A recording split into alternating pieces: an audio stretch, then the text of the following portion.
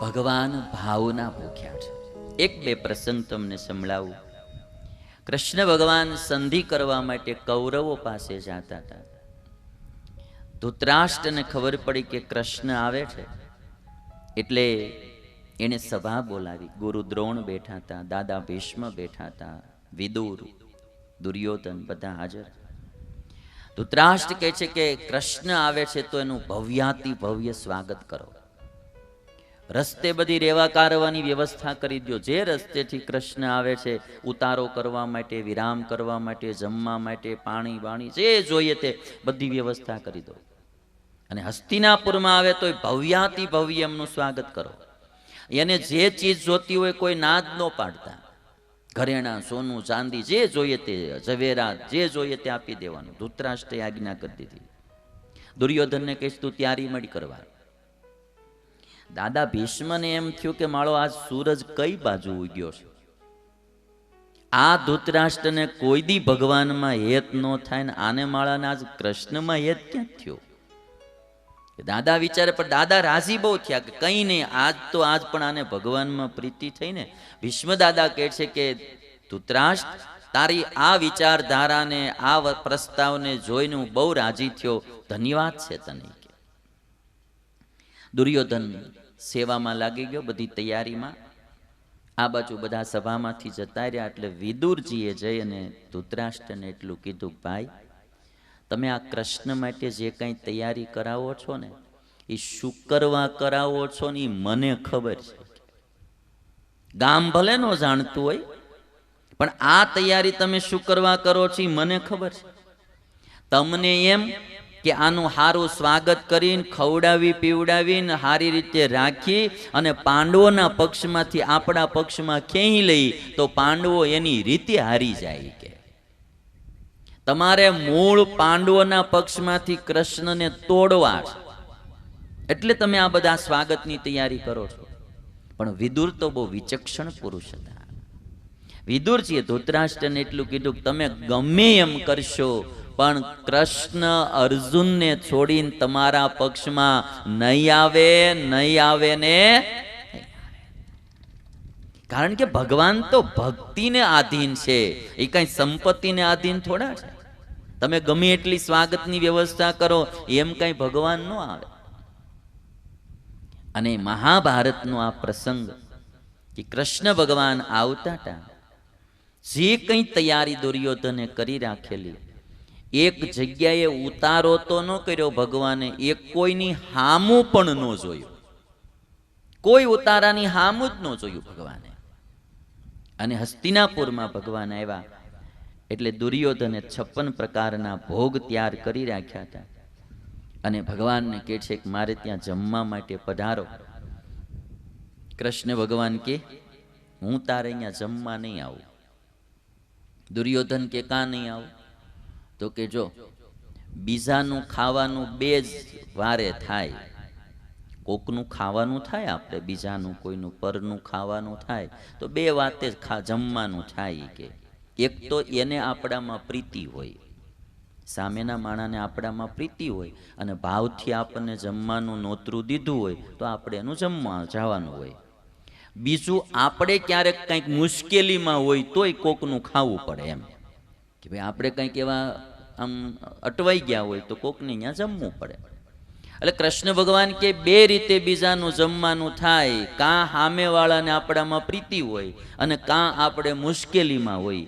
કૃષ્ણ દુર્યોધનને કે જો તને કાંઈ મારામાં પ્રીતિ છે નહીં અને હું કાંઈ મુશ્કેલીમાં નથી, એટલે મારે તારું ખાવાનું થાતું, તને મારામાં પ્રીતિ નથી ને હું કાંઈ મુશ્કેલીમાં નથી.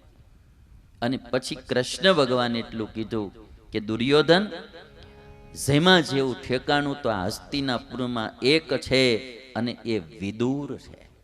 હું વિદુરની ઘરે જઈને જમીશ, તારે ઘરે નહીં ખાવ.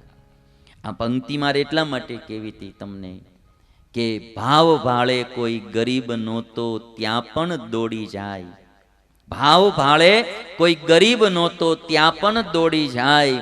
ભાવ વિનાના શ્રીમંત ભલે જ્યાં ત્યાં ગોથા ખાય. વાલો મારો ભાવનો ભૂખ્યો રહે. વિદુર ગરીબ હતા પણ ભાવવાળા હતા. દુર્યોધન શ્રીમંત હતો પણ ભાવ વિનાનો હતો, તો ભગવાન ત્યાં ગયા ને. આ એક ભાગવતની કથા સાંભળવાથી, મહાત્મ્ય સાંભળવાથી ભક્તિ દેવીના બંને દીકરા ત્યાગ વૈરાગ વળી પાછા યુવાન બન્યા છે. અને એક પ્રસંગ મહાત્મ્યની કથામાં લખાણો. નારદજીએ શંકાદિક મુનિઓને પૂછ્યું કે આ ભાગવતની કથા સાંભળવાથી કેવા જીવનો ઉદ્ધાર થાય.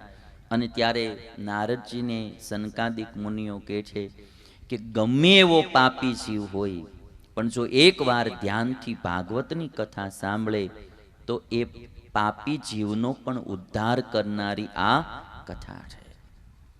ભૂતકાળમાં પાપો તો માણાથી થયા જ હોય.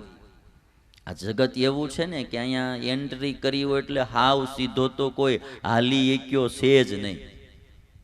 હા, હાવ સીધું તો કોઈ હાલી જ નથી એક્યું. લ્યો ને, હું તમને બહુ સાચી વાત કરું.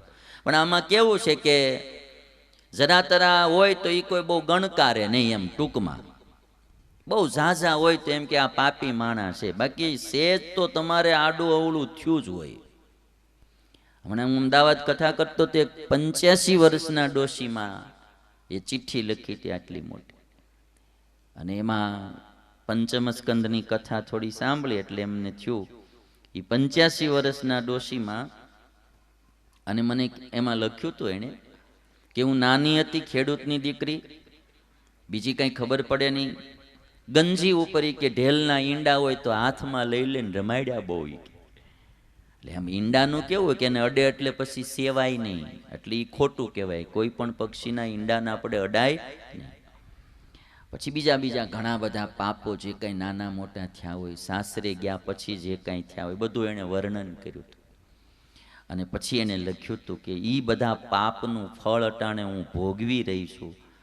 એટલા બધા શરીરમાં રોગ છે એ કે, અને એટલી બધી શરીરના રોગથી ત્રાસી ગઈ છું.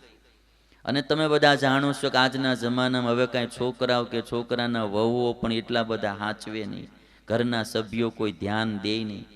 અને કાંઈ હવે આપણે કમાતા હોય નહીં, કાંઈ પૈસા લાવતા ન હોય એટલે એવડા એ બધા નડતા હોય. આપણે જ્યાં સુધી કમાઓ ત્યાં સુધી હારા લાગો, કમાતા બંધ થઈ જાઓ એટલે પછી નડતા થઈ જાઓ. બળદ જ્યાં સુધી વાવણીએ જૂતતો હોય ત્યાં સુધી બધાય ખાણ દે. વાવણીએ જૂતતો બંધ થયો એટલે પછી તો હું ભાઈ ખાણ કોણ દે? પછી તો નીણ હરખી નાખવી હોય તો નાખે, નહીતર બીજા દૂજણા ઢોરનો ઓગા હોય ને એ નાખે. પછી કોઈ હારો રસકો એનો નાખે. અને આ બધું સિસ્ટમ આમ આમ આપણને એમ થાય કે આ છોકરાઓ અમારું ધ્યાન નથી રાખતા. આપણે બી વિચારવું જ પડે ને કે આપણે બળદે 20 વર્ષ આપણા ખેતરમાં કામ કરીને દીધું હોય, જેવો બિચારો કામ કરતો બંધ થાય એટલે ખાણ દેવાનું બંધ. ભેંસે 20 વર્ષ ભલે દૂધ દીધું હોય, પણ જેવી વહુકી જાય દૂધ દેવાનું બંધ કરી દે એટલે ખાણ દેવાનું બંધ. બધા જીવ પ્રાણી માત્રની આ નીતિ છે. કામના હોય તો દ્યો, નકામના થઈ જાય એટલે કામ પત્યું.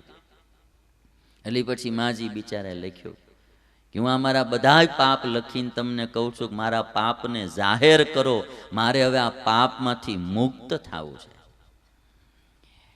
એટલે નાના મોટા પાપ તો બધાથી થયા જ હોય, પણ આ ભાગવતની કથા એવી છે. સંકાદિક મુનિઓ કહે છે કે ગમે એવો પાપી જીવ હોય, જો એકવાર દિલથી આ કથા સાંભળે અને જીવનમાં ઉતારે તો પાપીમાં પાપી જીવનું પણ કલ્યાણ થાય, એવી આ ભાગવતની કથા છે.